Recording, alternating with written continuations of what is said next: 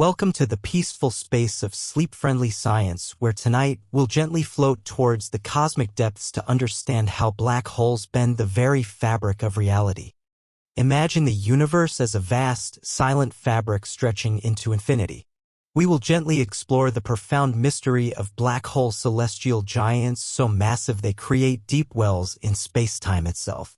Let your curiosity guide you as we drift without effort through these wondrous cosmic enigmas. Now, settle in, take a deep breath, and let the soft sounds of the universe guide you as we begin tonight's journey into the unknown. Section 1. The Fabric of Spacetime. Let's begin not with the void, but with the stage upon which everything plays out. Before we can speak of black holes, we must first understand the world they inhabit, the very reality they bend. For a long, long time, we imagined the universe as a simple, elegant construction. A grand theater, perhaps. In this classical view, space was the stage itself, absolute, unchanging, and infinite.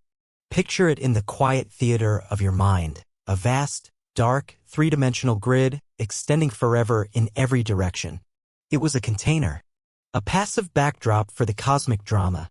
Stars, planets, and galaxies were the actors moving upon this fixed stage, but never affecting the stage itself. You could place the sun in the center of it and the stage would not warp. You could roll a planet across its floor and the floor would not sag. Space was simply space. It was the silent, indifferent architecture of existence. And through this theater, time flowed like a great, invisible river. Into this grand, orderly theater stepped Sir Isaac Newton. He saw the apple fall from the tree. He saw the moon orbit the earth. And he gave a name to the invisible force behind it all, gravity.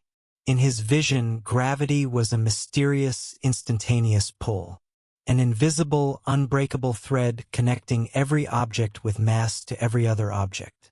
The sun, with its immense mass, reached out across the void with these threads and held the earth in a constant, graceful dance. The earth, in turn, reached out its own finer threads and held the moon in its thrall.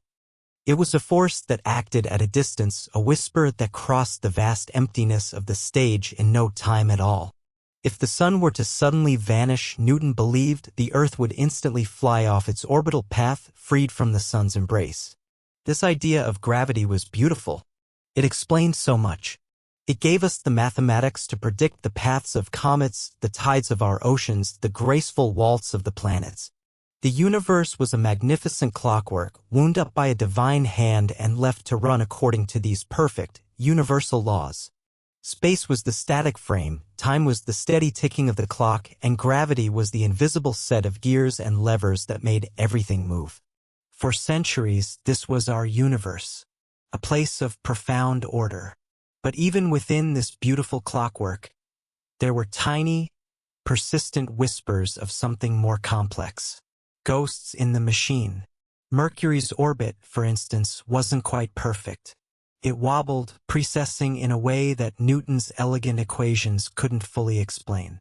It was a tiny discrepancy, a cosmic loose thread in an otherwise perfect tapestry. But it was there. It was a clue, waiting for a mind patient enough to unravel it. That mind belonged to a young man who wasn't content with the idea of a passive stage and an unbending river of time. Albert Einstein looked at the universe and asked a different kind of question. What if gravity wasn't a force at all? What if it wasn't an invisible thread pulling things across a static stage? What if, he wondered, the stage itself was part of the play? This was the beginning of a revolution that would forever change our perception of reality. Einstein imagined that space and time were not separate. They were not a stage and a river, but were instead woven together into a single dynamic entity. He called it spacetime. Let this idea settle gently in your mind. Imagine a substance that is both space and time. It is a four-dimensional fabric, a cosmic tapestry woven from the three dimensions of space length, width, and height, and the one dimension of time. This fabric is the universe. It is not a container for reality, it is the shape of reality. It is everywhere. It is in the room with you now, filling the space between your body and the walls. It is stretching between the earth and the moon. It is spanning the unfathomable distances between galaxies. Unlike Newton's rigid stage, this fabric is soft, flexible, and responsive. It can be bent. It can be warped. And the thing that bends it, the thing that gives it shape, is mass. Picture a vast, tightly stretched silken sheet. This is our two-dimensional model for the fabric of spacetime. In a universe empty of matter and energy, the sheet is perfectly flat. A tiny marble representing a particle of light would roll across it in a perfectly straight line forever. Now gently place a bowling ball in the center of the sheet. The fabric sags. It creates a gentle, sloping curve, a depression in the fabric. This curve, this indentation, is gravity. Gravity is not a mysterious force pulling objects together. It is simply the curvature of space-time caused by the presence of mass and energy. Now roll that same small marble past the bowling ball. It no longer travels in a straight line. Instead, it follows the curve in the fabric. It dips down into the well created by the bowling ball and comes out the other side, its path deflected. If you give the marble just the right speed and angle, it won't escape at all. It will fall into a stable path, circling the bowling ball over and over. It is now in orbit. It thinks it is traveling in a straight line, but the very ground beneath it, the fabric of reality itself, is curved, guiding it into a perpetual loop. This is what is happening with the Earth and the Sun. The Sun, like the bowling ball, is a massive object that creates a profound depression in the fabric of spacetime around it.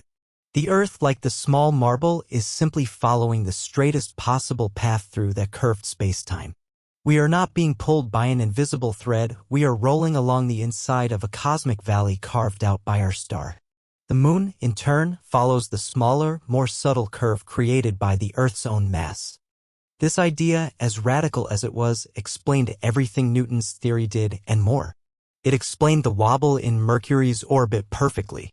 Mercury is so close to the Sun that it travels through a very steeply curved region of spacetime, and its slightly eccentric path is the result of following that dramatic slope. Einstein's vision replaced the distant, instantaneous pull with something far more intimate and profound. Matter doesn't just exist in space, it tells spacetime how to curve. And the curvature of spacetime, in turn, tells matter how to move. It is a dance. A constant, silent conversation between the cosmos and everything within it. So, as you rest here, feel the gentle, persistent presence of the Earth beneath you. It is not just pulling you down. In a much deeper sense, the mass of our world is creating a subtle indentation in the fabric of reality. You are resting at the bottom of a very shallow gravitational well. The bed or chair that supports you is preventing you from following that curve to the center of the planet. This is the foundation, this soft, pliable, universal fabric. It is the canvas upon which the most extreme objects in the universe will paint their masterpieces of distortion. Because if a star like our Sun can create a gentle valley, what happens when something far more massive is concentrated into a space that is impossibly small? What kind of shape does that create in the fabric of reality? Creates a hole, a bottomless well, a place where the curve becomes so steep that nothing, not even the idea of a straight line, can survive. Section 2. The curvature of reality. We have laid down our cosmic canvas, this beautiful, flexible fabric of spacetime. Now let's watch more closely as the universe begins to paint upon it. Let us feel, with our imagination, the subtle and then profound ways that reality bends. Einstein's vision wasn't just a new description of gravity, it was a new way of seeing the universe itself as a place of relationship, a place where space is not empty but full of potential waiting to be shaped. Think of space-time not just as a fabric, but as a vast, still ocean, perfectly level and calm in the absence of any disturbance. Every object with mass that you place in this ocean, no matter how small, creates a displacement. It creates currents. Your own body, as you rest here, is a tiny, gentle weight in this ocean. It creates a minuscule depression, a nearly imperceptible swirling current in the space-time around you. The building you are in, the town, the continent, each adds its own weight, creating a more significant, yet still incredibly gentle, indentation. Now let us zoom out, pulling our awareness away from the Earth's surface until our planet is a blue and white marble suspended in the darkness.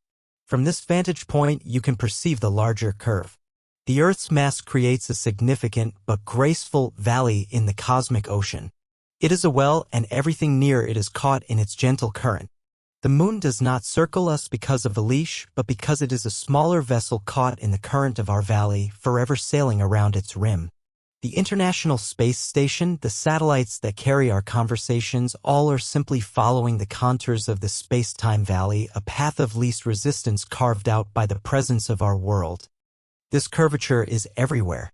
It is the silent language of the cosmos.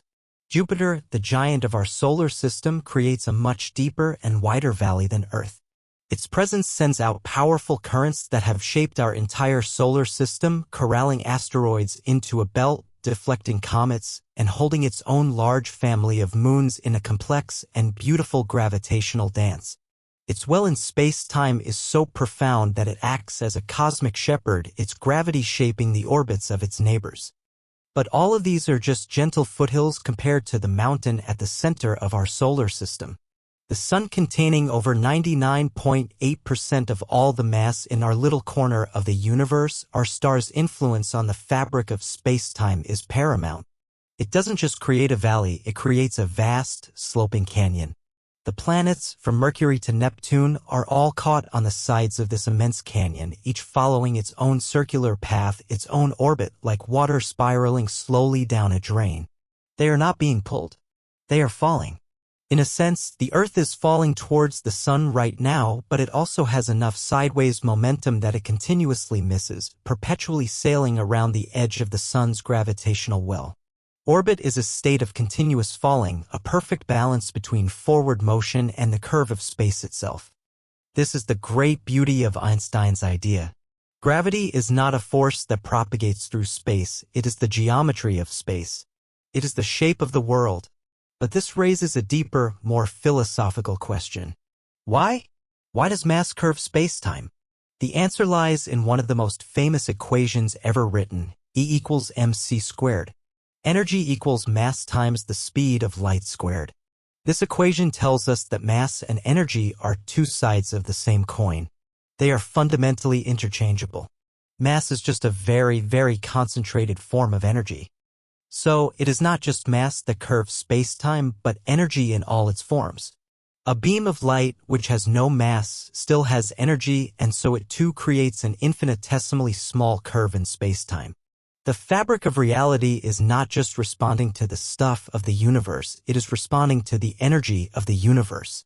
It is as if the universe is constantly communicating with itself. The presence of energy in one place changes the shape of the stage everywhere else, and that changing shape then dictates how other forms of energy will move. It is an endlessly responsive, dynamic system. A dance of geometry and energy, cause and effect woven into a single, unified whole. Now let's consider a key part of this cosmic dance, density. The depth and steepness of a well in space-time depend not just on how much mass an object has, but on how tightly that mass is packed. Imagine you have a kilogram of feathers. Spread out, they are a fluffy, diffuse cloud, and their effect on our cosmic fabric would be spread out too, creating an incredibly wide but almost imperceptibly shallow depression. Now, imagine you could somehow compress that same kilogram of feathers into a sphere the size of a pea. It has the same mass, the same weight, but its density is enormous. Placed on our fabric, it would create a much smaller, but dramatically deeper and steeper well. This is what happens in the lives of stars. Our sun is a huge ball of hot gas. It is massive, but it is not particularly dense. Its gravitational well is wide and relatively gentle. But what happens when a star runs out of fuel? For a star like our sun, after billions of years of shining, its core will collapse under its own gravity. It will shrug off its outer layers in a beautiful, expanding cloud called a planetary nebula, and what will be left behind is its hot, dense heart, a white dwarf. A white dwarf is an incredible object. It contains a mass similar to our sun, but it has been crushed by gravity into a sphere roughly the size of the Earth. A single teaspoon of its material would weigh several tons. Now, the well it creates in spacetime is far more extreme. The slope is much, much steeper. The curvature of reality around a white dwarf is intense. It is no longer a gentle valley. It is a sharp, deep funnel.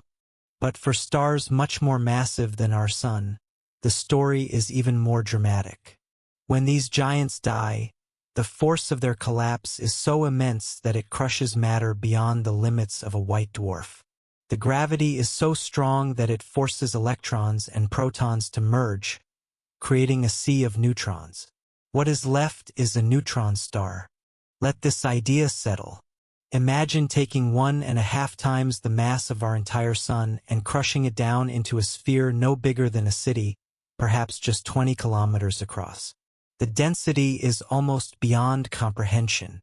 A sugar cube-sized piece of a neutron star would weigh as much as all of humanity combined. This is one of the densest forms of matter in the known universe. And the shape it creates in space-time is terrifyingly steep. It is no longer a funnel. It is a needle-like point, a piercing in the fabric of reality. The curvature of space-time near a neutron star is so extreme that the laws of physics themselves begin to behave in strange ways. The pull of its gravity is hundreds of billions of times stronger than Earth's. It is a cosmic precipice. As you drift here in the quiet of your mind, picture this progression. A gentle dimple for a planet. A wide valley for a star like our sun. A steep funnel for a white dwarf. A terrifyingly sharp spike for a neutron star. You can feel the pattern, can't you? You can feel the logical next step. With each stage, the mass gets more and more concentrated, and the well in spacetime gets deeper and deeper and steeper and steeper. What happens if you take a star even more massive than the one that creates a neutron star? What happens when its core collapses and there is no known force in the universe strong enough to stop the collapse? What happens when the density keeps increasing? The well in spacetime keeps getting deeper, deeper and deeper. The slope gets steeper and steeper and steeper until it becomes vertical. What happens when the fabric of spacetime is not just bent, not just curved, but is torn completely open? What do you call a well with no bottom? Section 3. A star's final breath. To understand the birth of a black hole, we must first stand witness to the death of a titan. We must journey to a star far grander than our own, a celestial giant, a blue supergiant burning with a fierce and brilliant rage against the encroaching darkness. Imagine a star so vast it could swallow Jupiter's entire orbit, a sun so luminous it shines with the light of 100,000 of our suns. For millions of years, this star lives in a state of exquisite, violent balance. It is a battleground.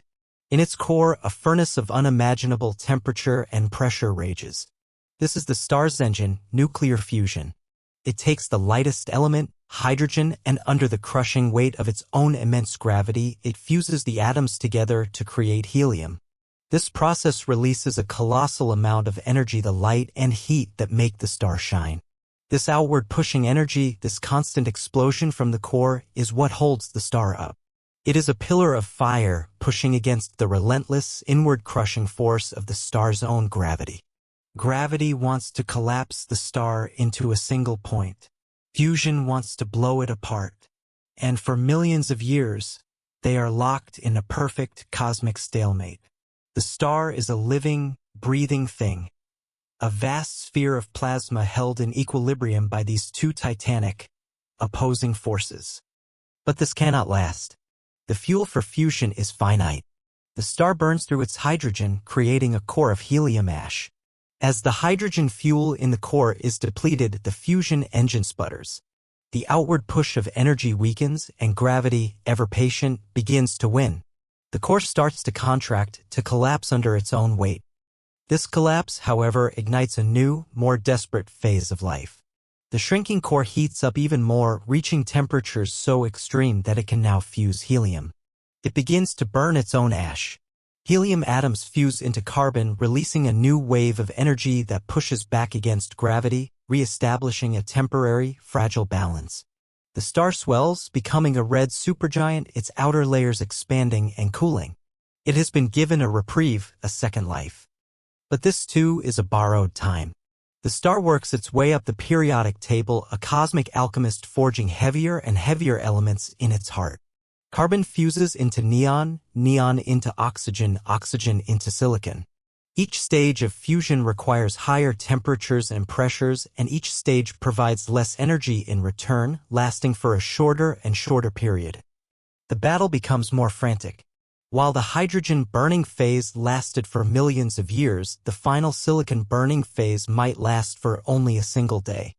Finally, the star creates a core of iron. And with iron, the journey ends. Iron is the ultimate ash. The fusion of iron atoms does not release energy, it consumes it. The star's engine, the furnace at its heart that has held gravity at bay for its entire life, suddenly and catastrophically turns off. In that moment, there is nothing left to support the star's colossal weight. The pillar of fire vanishes. Gravity, the patient, relentless force, wins. It wins completely and instantly. In less than a second, the iron core, an object larger than our Earth, collapses. The inward crushing force is so total, so absolute, that the outer parts of the core slam into the inner parts at nearly a quarter of the speed of light. The core is crushed down past the limits of a white dwarf, past the limits of a neutron star. It is an implosion of unimaginable violence. This catastrophic collapse triggers a rebound shockwave. The implosion turns into an explosion. The shockwave rockets back out through the star's outer layers, which have been falling inward, unaware of the core's sudden demise. The wave hits these layers like a physical wall, superheating them to billions of degrees. This is the moment of a supernova. The star detonates.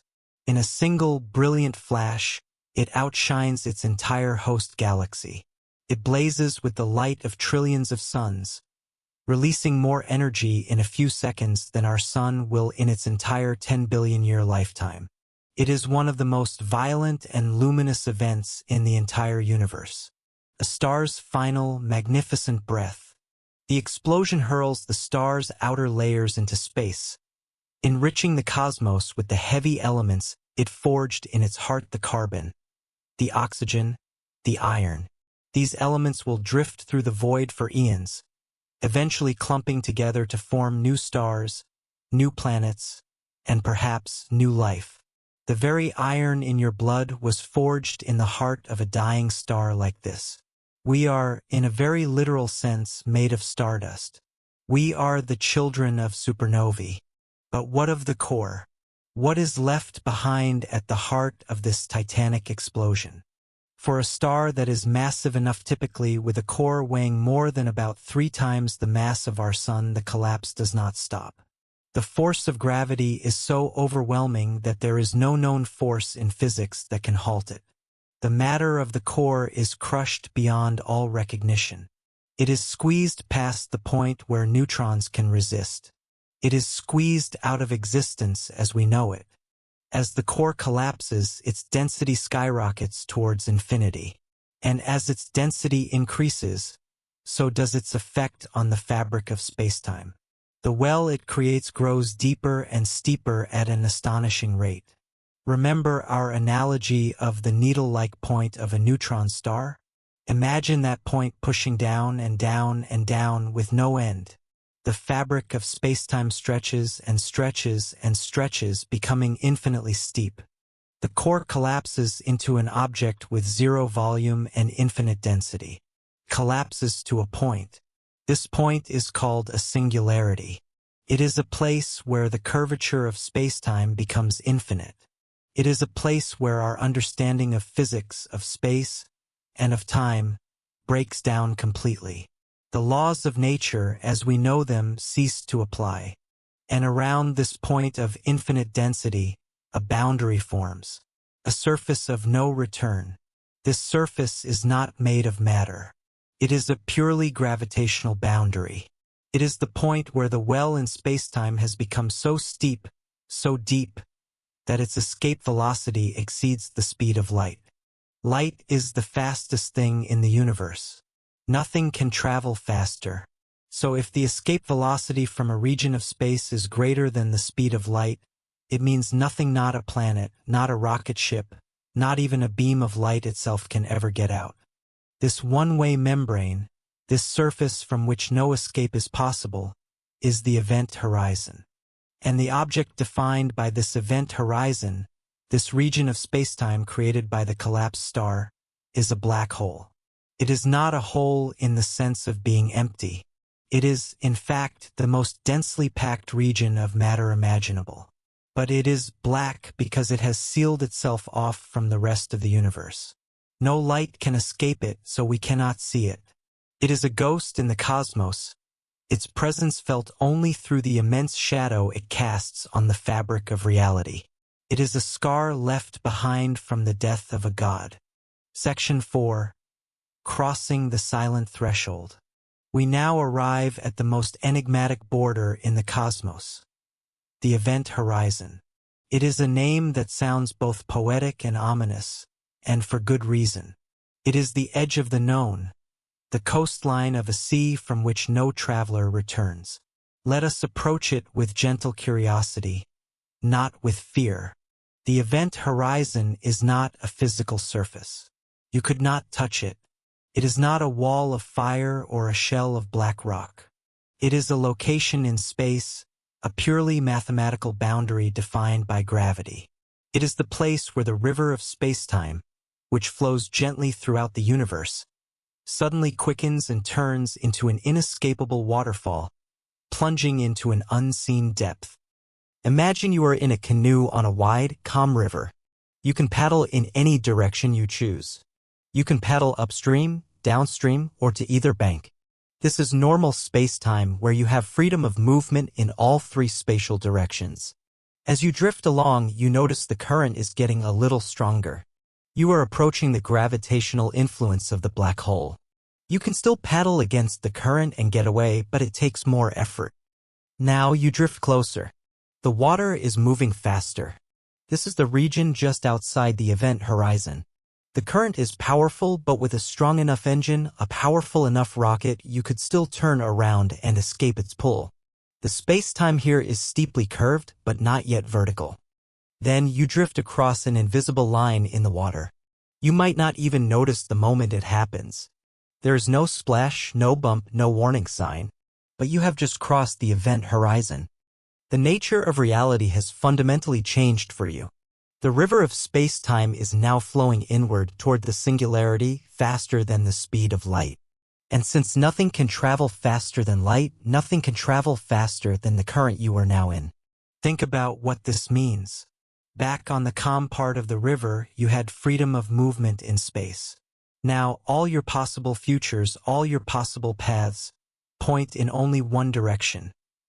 Inward, toward the central singularity. The dimension of space that once led away from the black hole has, for you, ceased to exist. In a strange and profound way, the direction inward has become your future. To try and move away from the singularity is now as impossible as trying to travel backward in time. Time and space have swapped roles in a way that is difficult to comprehend. The flow of time itself is now what pulls you inevitably toward the center. The singularity is no longer a place in space. It has become a moment in your future, an appointment you cannot miss. From the perspective of a distant observer, someone watching your journey from a safe distance, your fate looks very different. As you approach the event horizon, they would see your image begin to slow down. The light signals from your canoe take longer and longer to fight their way up the steep gravitational well. Your movements would appear to be happening in extreme slow motion. The clock on your canoe would seem to be ticking slower and slower and slower relative to their own. As you reach the event horizon itself, the light from your last moment there would be stretched to an infinite wavelength, its energy drained to zero by the immense gravity.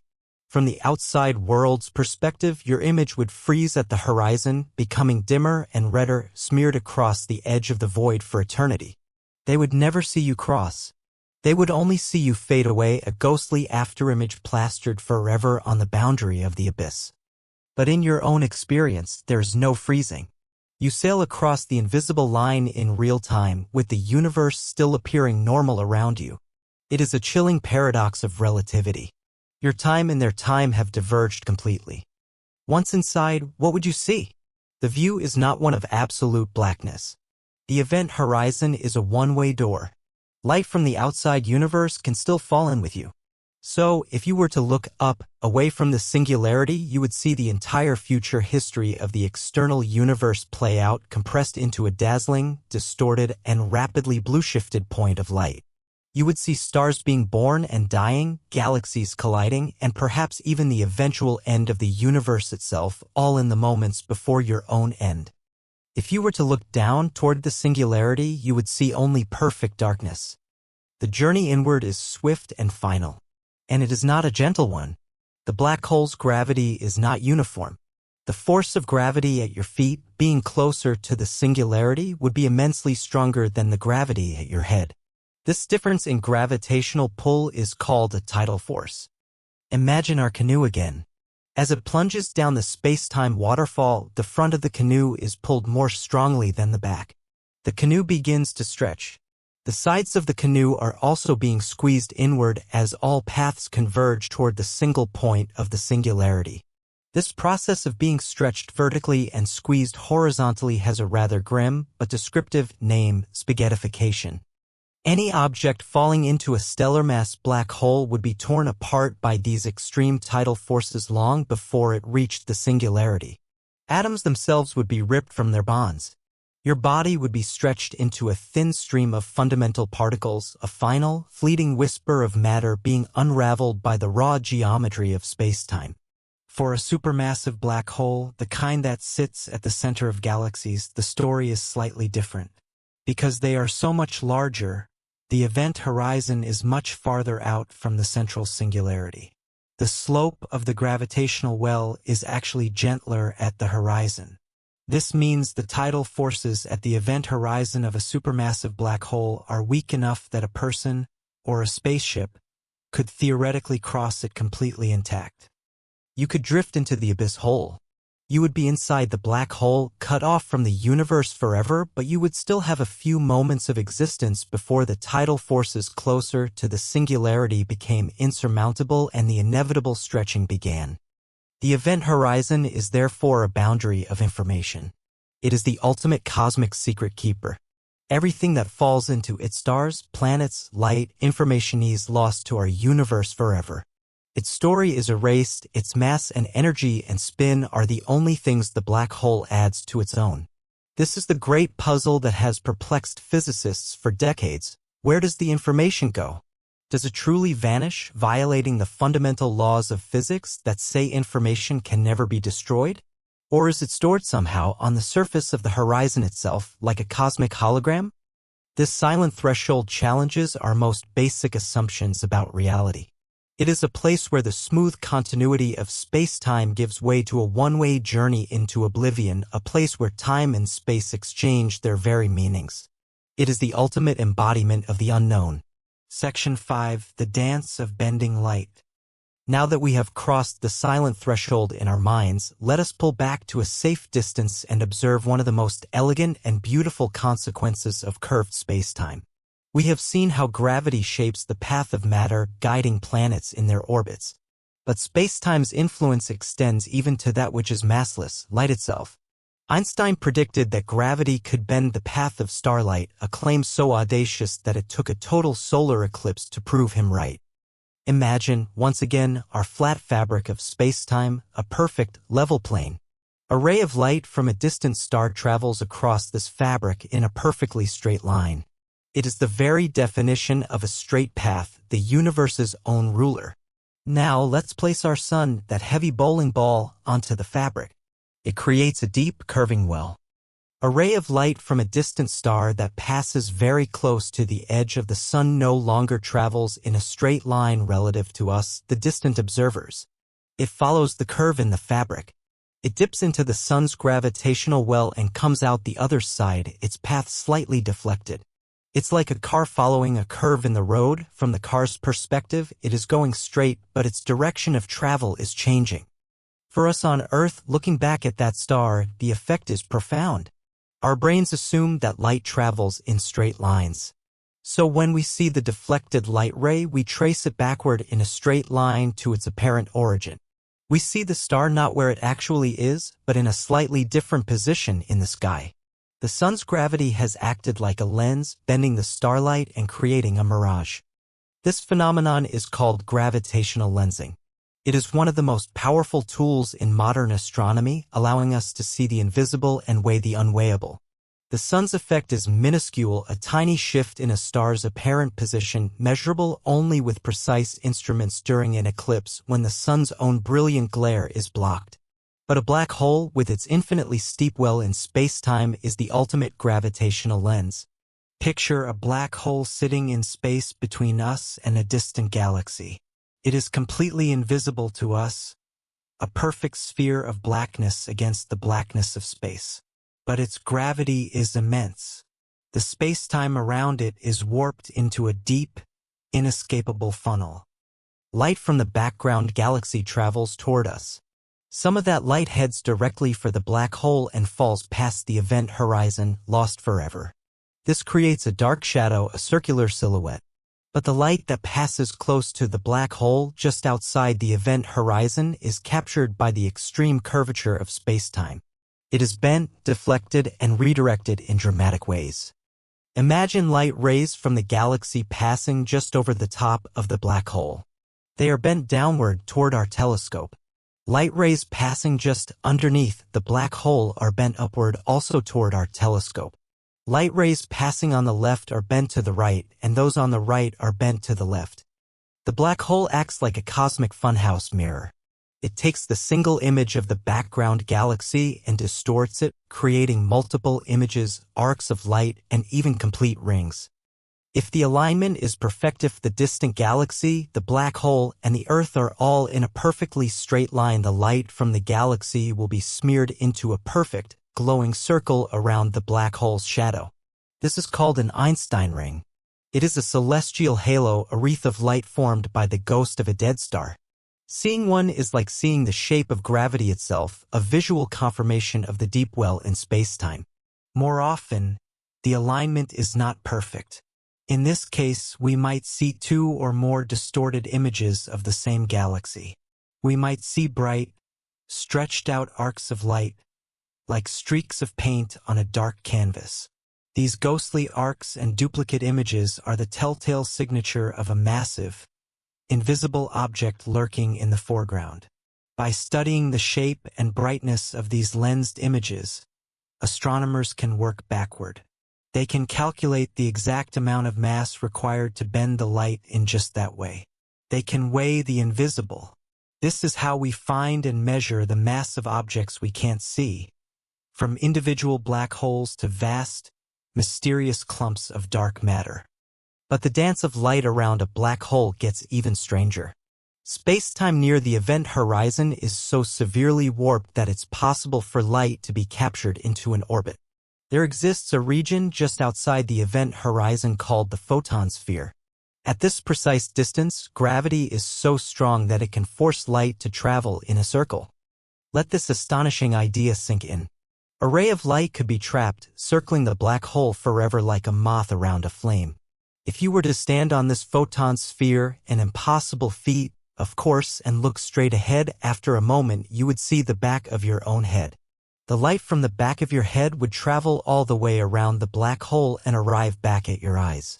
The photon sphere is a place where you are surrounded by infinite, distorted images of yourself and the entire universe. It is a hall of mirrors on a cosmic scale. This orbital path is, however, supremely unstable. The slightest nudge from inward or outward would cause the light ray to either spiral down into the black hole, lost forever, or fly off into space. But the theoretical existence of this sphere of orbiting light is a testament to the sheer extremity of the environment. When we finally managed to take a direct picture of a black hole, the supermassive one at the heart of the M87 galaxy, this is what we saw. We did not see the black hole itself, of course. We saw its shadow. And surrounding that shadow was a bright, asymmetrical ring of glowing gas. This was not an Einstein ring from a background object. This was the light from the accretion disk, the hot gas swirling into the black hole, being lensed and distorted by the black hole's own gravity. The ring looked brighter on one side than the other. This is because the gas on one side of the disk was moving toward us and the gas on the other side was moving away. Due to the effects of relativity, the light from the approaching gas appeared brighter and the light from the receding gas appeared dimmer. And the shape of the ring itself was a direct map of the lensed light paths from the photon sphere. We were seeing the dance of bent light, the final, glowing scream of matter before it crossed the silent threshold. Gravitational lensing transforms the black hole from a mere object of destruction into a creative force. It is a cosmic artist, taking the simple light of distant stars and galaxies and repainting it into new, fantastical shapes. It allows us to perceive the very structure of spacetime, to see the invisible architecture of the universe, and to witness the elegant, silent waltz of light and gravity on the edge of forever. Section 6. Where Time's River Slows. We have explored how immense gravity bends the fabric of space, deflecting the path of starlight. But we must remember that space and time are inextricably linked. They are two threads woven into a single cloth. When you pull on one thread, the other moves with it. When you bend space, you must also bend time. This effect, one of the most mind-bending and profound predictions of Einstein's theory, is known as gravitational time dilation. It means that the flow of time is not constant. The river of time is not the same for everyone. It flows at different speeds in different places, and its pace is dictated by gravity. Let's return to our image of the space-time fabric as a stretched sheet. The sun creates a deep well in this sheet. A planet like Earth rolls around the edge of this well. Now, imagine time as a series of ticks like a metronome marked along the path the planet takes. Out in the flat, empty regions of space, far from any mass, the metronome ticks at its fastest, most regular rate. This is the baseline, the true speed of time, if such a thing can be said to exist. But as you get closer to the sun, as you go deeper into the gravitational well, the fabric of space-time is more stretched. A path from one point to another is physically longer here than it is out in flat space. And because the speed of light is constant for all observers everywhere, something has to give. For light to travel this longer, stretched path at the same constant speed, time itself must slow down. The ticks of the metronome must get farther apart. The stronger the gravity, the deeper the well, the slower the clock ticks. This is not a mechanical effect. It's not that gravity is physically slowing down the gears of a clock. It is time itself, the rate at which processes unfold, the very pace of existence that is slowing down. A biological clock, an atomic clock, the decay of a radioactive particle, the firing of a neuron in your brain, all of these processes slow down in unison. For someone inside that deep gravitational well, time would feel perfectly normal. They would not notice anything unusual. It is only when they compare their clock to the clock of someone in a weaker gravitational field that the difference becomes apparent. This effect is real and it is measurable right here on Earth. The Earth's gravity, though gentle to us, is strong enough to cause a tiny amount of time dilation. Your head, being slightly farther away from the center of the Earth's mass than your feet, is in a slightly weaker gravitational field. This means the time is passing ever so slightly faster for your head than it is for your feet. The difference is absurdly small, in the order of a few nanoseconds over your entire lifetime, but it is there. The GPS satellites that orbit our planet rely on this principle to function. They are farther out from the Earth's gravitational well, so their internal clocks run slightly faster than ours on the ground. They are also moving at very high speeds, which causes an opposite time dilation effect from special relativity. These clocks must be constantly adjusted by sophisticated software to account for these relativistic effects. Without the corrections from Einstein's theories, the entire GPS system would fail within minutes, accumulating errors of several kilometers per day. Now, if the gentle gravity of Earth can slow time by a few nanoseconds, imagine the effect near a black hole. Near the event horizon, where the gravitational well is almost infinitely steep, the stretching of space-time is extreme. Time dilation becomes profound. Let us revisit our astronaut. our brave traveler canoeing toward the abyss. As she gets closer and closer to the event horizon, we, the distant observers, see her clock ticking slower and slower. A minute for her might be an hour for us. As she gets even closer, a second for her could be a century for us. Time for her slows to a crawl from our perspective. At the moment she reaches the event horizon, from our point of view, time for her stops completely. Her clock would be frozen for all of eternity. This is why we would never see her cross. Her final moment is stretched out infinitely in time from our frame of reference. But for her, in her canoe, her clock ticks normally. 1 second is 1 second. She feels time passing in its usual way as she sails across the event horizon. But if she were able to look back out at our universe, she would see a very different picture. Because time is passing so slowly for her relative to us, she would see our future history flash before her eyes. She would see us, the observers, aging rapidly. She would see stars and galaxies evolving at an incredible speed. She is looking out from the bottom of a deep time well, watching the river of universal time rush by at a furious pace. This leads to a famous thought experiment, the twin paradox on a cosmic scale. Imagine twin astronauts. One stays safely on a spaceship far from a black hole while the other takes a shuttle and orbits close to the event horizon for what feels like 1 hour to her. After her hour is up, she uses her powerful rockets to pull away from the black hole and return to the main ship. When she steps back on board, she will find that her twin is not just 1 hour older. Decades, centuries, or even millennia might have passed for the twin on the ship. The astronaut who dallied near the black hole has effectively traveled into the future. She experienced only 1 hour, but she has returned to a universe that is thousands of years older than when she left. A black hole is a natural time machine. It offers a one-way ticket to the future. This slowing of time has a physical effect on the light that manages to escape from the black hole's vicinity. Consider a photon of light trying to climb out of the deep gravitational well. As it climbs, it loses energy. For light, a loss of energy doesn't mean it slows down. It always travels at the speed of light. Instead, its frequency decreases and its wavelength increases. The light is shifted toward the red end of the spectrum. This is called gravitational redshift. It is as if the light is getting tired from the climb. The deeper the well it has to climb out of, the more energy it loses and the more redshifted it becomes.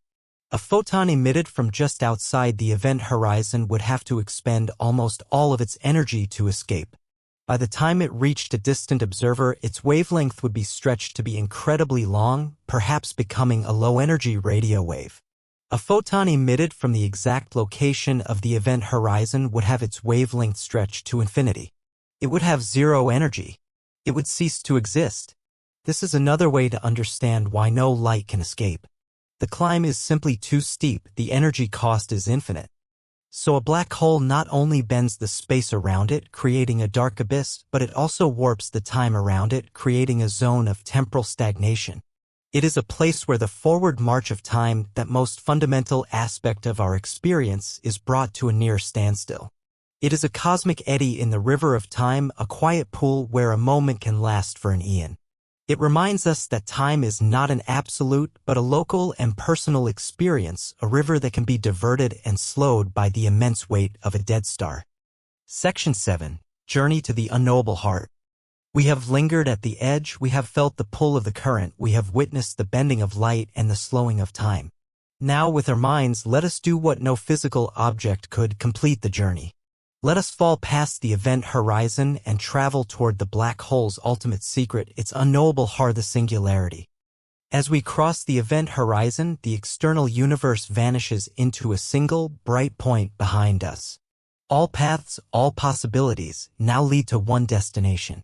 The gravitational pull is no longer something you can fight, it is the very flow of space-time itself, carrying you forward as inexorably as time carries you from yesterday to tomorrow.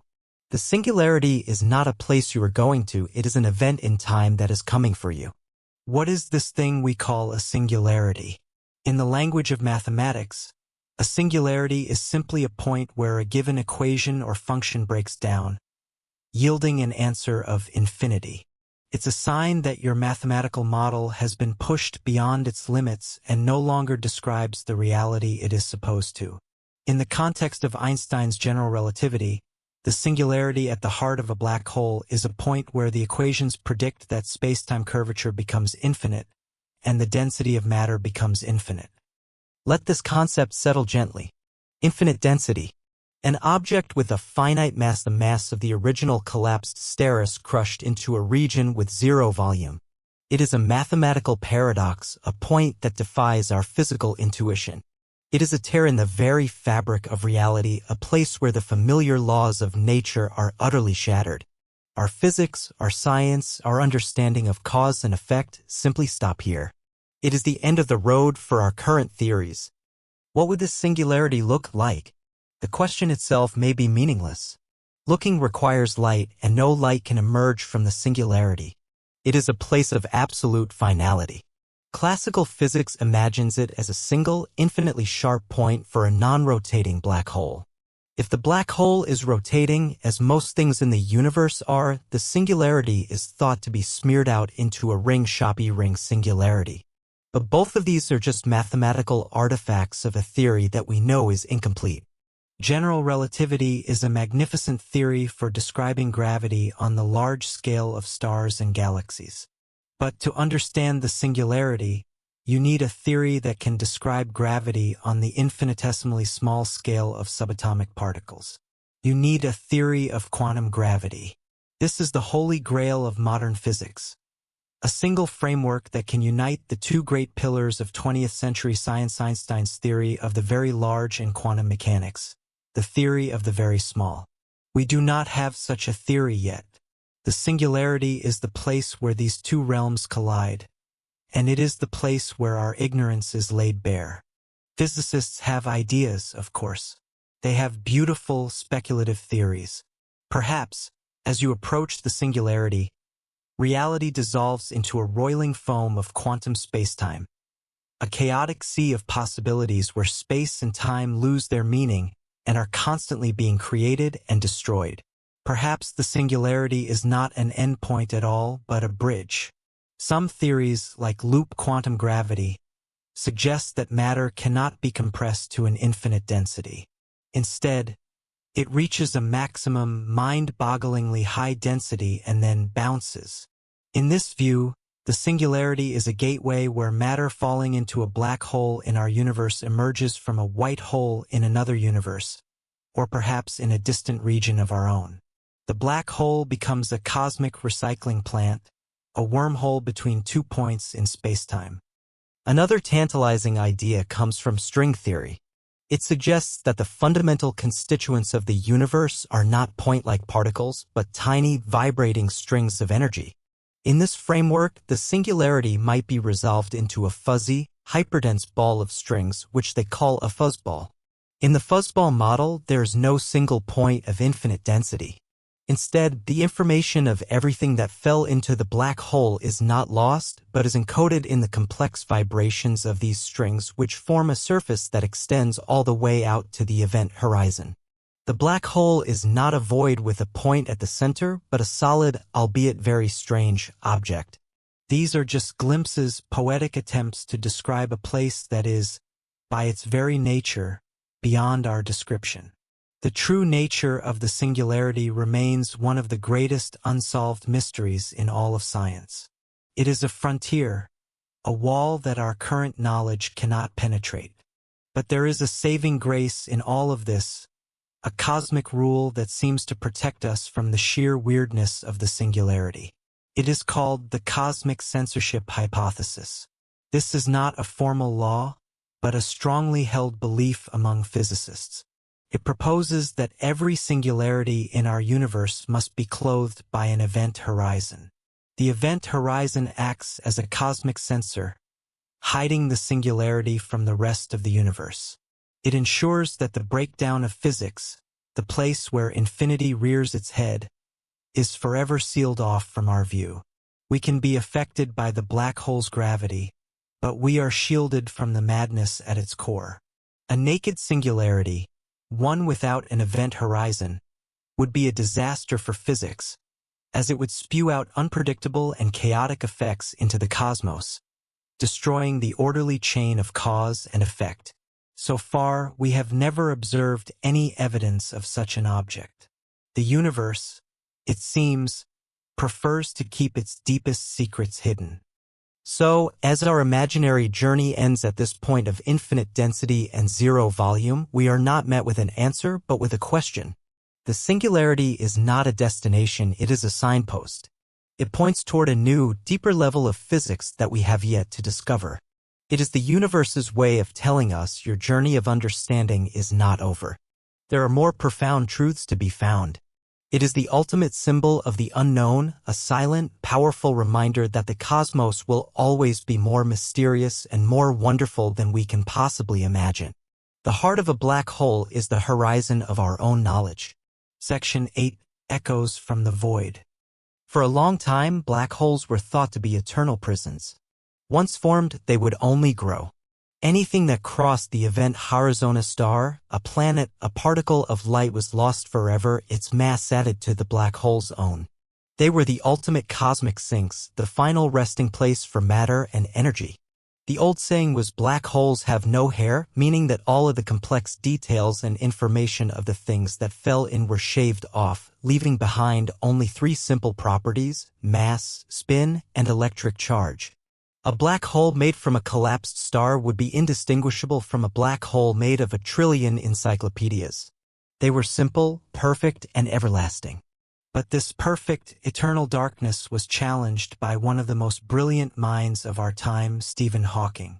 He brought together the two great theories of physics, Einstein's general relativity to describe the gravity of the black hole, and the strange, probabilistic rules of quantum mechanics to describe the empty space around it.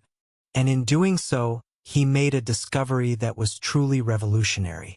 He found that black holes are not completely black. They glow.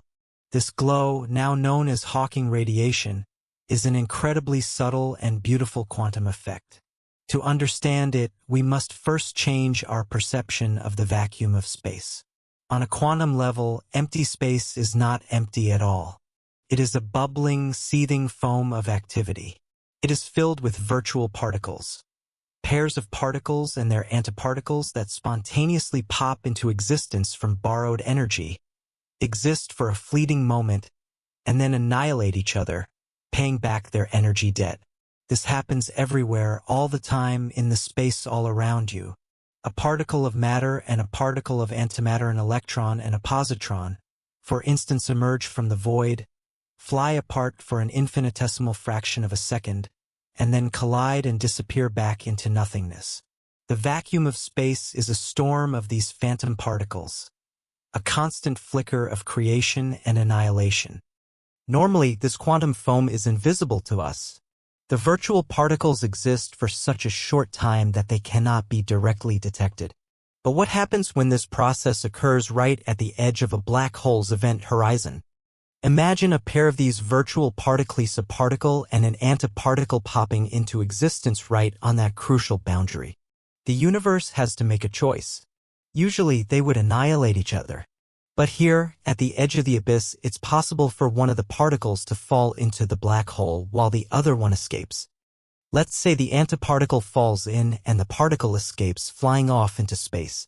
From the perspective of a distant observer, it looks like the black hole has just emitted a particle.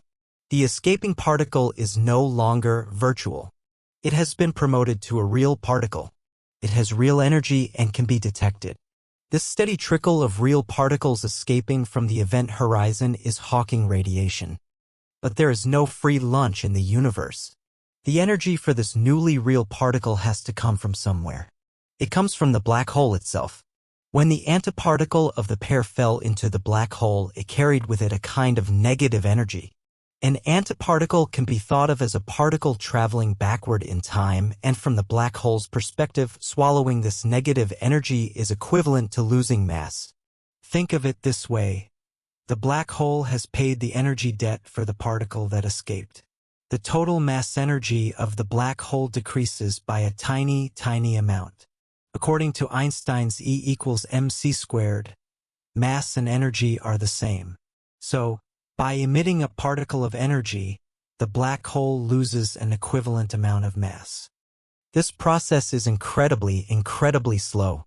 For a black hole with the mass of our Sun, the amount of energy it radiates away is far less than the energy it absorbs from the cosmic microwave background radiation, the faint afterglow of the Big Bang. Such a black hole would still be growing, not shrinking. The temperature of its Hawking radiation would be just a tiny fraction of a degree above absolute zero. It is a whisper, not a shout. But the theory predicts that the smaller the black hole, the hotter it is and the faster it radiates. A smaller black hole has a more tightly curved event horizon, which makes it easier for one particle of a virtual pair to escape. So, as a black hole radiates away its mass, it gets smaller. And as it gets smaller, it radiates faster. And as it radiates faster, it gets smaller still. This sets up a runaway process. For most of its life, the black hole evaporates at an agonizingly slow pace. A solar mass black hole would take longer than the current age. As the black hole shrinks to the mass of a mountain, then a car, then a grain of sand, its temperature skyrockets. This puzzle is the information paradox we touched on earlier. If a black hole evaporates away, what happens to the information of all the things that fell into it? The Hawking radiation it emits seems to be random and thermal, containing no information about whether the black hole was formed from a star or from a library of books. Does the information truly get destroyed, violating a fundamental principle of quantum mechanics? Or is it somehow encoded in subtle correlations within the outgoing radiation, a message so complex we don't know how to read it? This is one of the deepest and most active areas of research in theoretical physics. Hawking radiation transforms our understanding of black holes. They are not eternal prisons. They are not endpoints. They are dynamic, mortal objects with a lifespan, albeit an extraordinarily long one. They have a faint warmth, a temperature, and they participate in the thermodynamic life of the cosmos. They are not just takers, they also give back. They are the universe's ultimate slow-release capsules, storing matter and energy for unimaginable eons before finally returning it to the cosmos in a final, gentle sigh. They are a bridge between the living and the dead, the temporary and the eternal, a quiet echo from a void that we once thought was silent. Section 9, Galactic Anchors of the Cosmos. We have been dwelling on the black holes born from the deaths of single, massive stars. These are the celestial nomads, the stellar mass black holes, drifting through the darkness of space. They are formidable, to be sure, with masses a few dozen times that of our Sun. But there is another class of black hole altogether, a breed of monster that defies this scale. These are the supermassive black holes, the silent gravitational hearts of almost every large galaxy in the universe, including our own Milky Way. These are not creatures of dozens of solar masses, but of millions or even billions. Let that number settle in your mind. A single object, a single singularity clothed in an event horizon containing the mass of 4 million suns. That is what lies at the center of our galaxy. It is an object called Sagittarius A, pronounced A-star. It sits there 26,000 light-years away, a quiet, gravitational anchor around which our entire galaxy revolves. Every star you see in the night sky, our own Sun included, is on a grand, sweeping orbit around this distant, invisible behemoth. It takes our solar system about 230 million years to complete one galactic year, one full journey around the center. The supermassive black hole is the ultimate cosmic shepherd. Its immense gravity well is the organizing principle for the vast, spinning disk of stars, gas, and dust that we call home. Without it, the orderly spiral of the Milky Way might never have formed. How do such monsters come to be? The truth is, we are not entirely sure. Their formation is one of the great puzzles of astrophysics. They are too big to have been formed from the collapse of a single star. They seem to have existed very early in the universe's history, appearing when the cosmos was less than 1 billion years old, which is not enough time for a normal black hole to grow to such a size by slowly consuming gas and stars. One theory suggests they are the primordial seeds of the universe. Perhaps in the ultra-dense conditions of the Big Bang itself, some regions of space were so dense that they collapsed directly into massive black holes, without ever having been a star. These direct collapse black holes would have been born huge and would have served as the gravitational seeds around which the first galaxies began to coalesce. Another idea involves a runaway chain reaction in the dense star clusters of the early universe. Imagine a crowded downtown city of young, massive stars. The biggest stars would die quickly, forming stellar mass black holes. In such a crowded environment, these black holes would quickly merge with each other, their masses adding up. They would also greedily consume any available gas and unfortunate stars that strayed too close. Through a rapid series of mergers and feasting, a black hole could quickly grow to an intermediate thousands of solar masses and then continue to grow over cosmic time to become the supermassive giants we see today. Whatever their origin, their influence is profound. When a supermassive black hole is actively feeding, it becomes one of the most luminous and energetic objects in the entire universe. As vast clouds of gas and dust spiral toward the event horizon, they form a massive, swirling structure called an accretion disk. The friction and compression within this disk heat the gas to millions of degrees, causing it to glow with ferocious intensity across the entire electromagnetic spectrum, from radio waves to X-rays. This is the engine of a quasar, or an active galactic nucleus. A quasar can outshine its entire host galaxy of hundreds of billions of stars. It is a cosmic beacon visible across billions of light years. When we look at the most distant objects in the universe, we are looking back in time, and what we see are these brilliant quasars blazing away in the young cosmos. This tells us that the early universe was a time of frenzied feeding for these supermassive black holes. This feeding process, however, is not just a one-way street of consumption. It is a form of cosmic feedback that regulates the growth of the galaxy itself. As the accretion disk blazes with energy, it launches powerful jets of particles and radiation from its poles, moving at nearly the speed of light. These jets can be enormous, extending for hundreds of thousands of light years, far beyond the boundaries of the host galaxy itself. These jets act like a galactic thermostat. They plow into the surrounding gas clouds of the galaxy, heating them up and blowing them away. This has a profound effect. Stars form from cold, dense clouds of gas. By heating and dispersing this gas, the black hole's jets can shut down star formation throughout the entire galaxy. The black hole, in essence, prevents its own host galaxy from growing too large, too quickly. It is a self-regulating system. The black hole's hunger dictates the fate of its galaxy. When it feeds too much, it launches jets that cut off its own food supply, causing it to go dormant for a while. Our own Milky Way's black hole, Sagittarius A, is currently in a quiet, dormant phase. It is a sleeping giant. We can see stars orbiting it at incredible speeds, whipping around the invisible center like planets around a sun. These stellar orbits are what allowed us to measure its mass so precisely and confirm, beyond any doubt, that a 4 million solar mass object is lurking there.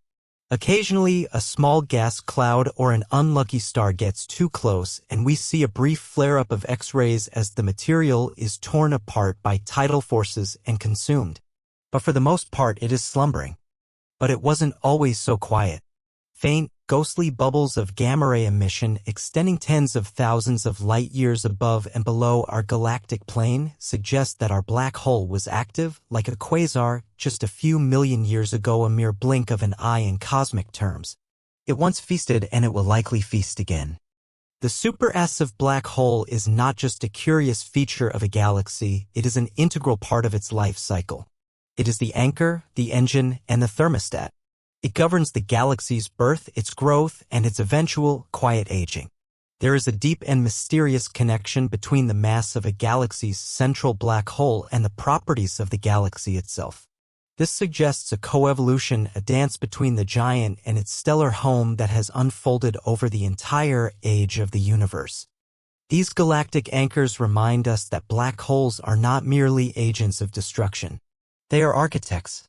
They are fundamental players in the grand, cosmic story of structure and evolution, the silent, invisible puppeteers pulling the strings of galactic destiny.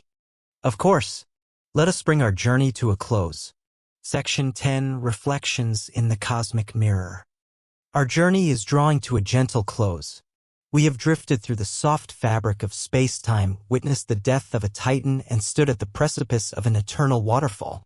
We have watched light bend and time slow, and we have contemplated the unknowable heart where all our laws dissolve. We have listened for the faint, quantum whispers from the void and have seen the grand, silent anchors that hold the galaxies together. And now, as we pull our awareness back from these cosmic depths, back to the quiet room where you rest, what do we bring with us? Perhaps the most profound realization is one of connection. These strange, terrifying, and beautiful objects are not separate from us. They are part of the same cosmic story, born from the same universal laws.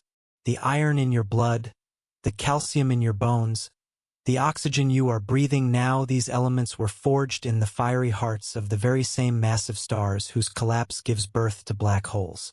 The death of a star is a necessary sacrifice for the birth of new worlds, and for the possibility of life itself. We are connected, fundamentally, to the life cycle of the cosmos, a cycle that includes both the gentle light of a newborn star and the perfect darkness of its grave. Black holes are a mirror reflecting the limits of our own understanding. They are the ultimate stress test for our theories. They show us where our physics is strong and, more importantly, where it is incomplete. The singularity is a declaration from the universe that there is more to learn, that a deeper, more unified reality awaits our discovery. The information paradox, the mystery of what happens to the story of the things that fall in, challenges our most cherished physical principles. These are not failures, they are invitations. They are cosmic puzzles laid out for us, beckoning our curiosity, driving us to ask deeper questions and to seek more elegant truths. They are the friction that creates the spark of new knowledge. They also teach us about humility.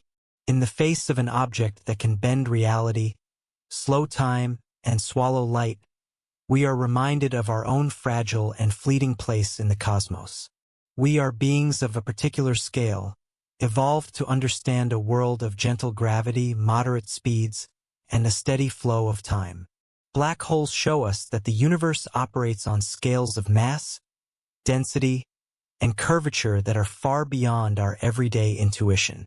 They are a humbling reminder that our perspective is not the only one, and that reality is far stranger and more magnificent than our senses can perceive. And yet, despite this cosmic humility, there is also a sense of profound empowerment. Think of it, we are a species that evolved on the surface of a small, rocky planet, orbiting a very average star in a quiet corner of one galaxy among billions. And yet, from this tiny outpost, using only the power of mathematics, observation, and the insatiable curiosity of the human mind, we have been able to deduce the existence of these objects. We have been able to describe their properties, predict their effects, and even capture a ghostly image of their shadow. We have reached out across thousands and millions and billions of light years, and we have begun to read the secrets of the void. It is a testament to the remarkable power of the human spirit to wonder, to reason, and to understand. As you settle deeper into your rest, let these ideas drift like starlight in your mind. The universe is not just a collection of objects, it is a unified, interconnected whole. A place where matter tells space how to curve and space tells matter how to move. A place where time is relative, where light can be bent, and where the death of a star can seed the cosmos with the ingredients for life. A place where even the deepest darkness holds a faint glow and where the greatest mysteries are not endings but beginnings. The black hole is the ultimate poetic symbol of the universe. It is creation and destruction, a beginning and an end, all at once. It is a place of infinite density and also, somehow, of profound simplicity. It is the known and the unknown, bound together by a silent, invisible threshold. And in contemplating it, we contemplate the deepest parts of ourselves, our curiosity, our limitations, and our boundless capacity to reach for the stars, even those that have collapsed into eternal night. Now, Let your mind be as vast and as peaceful as the space between the stars. Let go of the journey and simply be. The gentle hum of the cosmos is the sound of your own quiet breath. The mysteries we have explored are now just soft, fading echoes, lulling you into a deep and restorative sleep.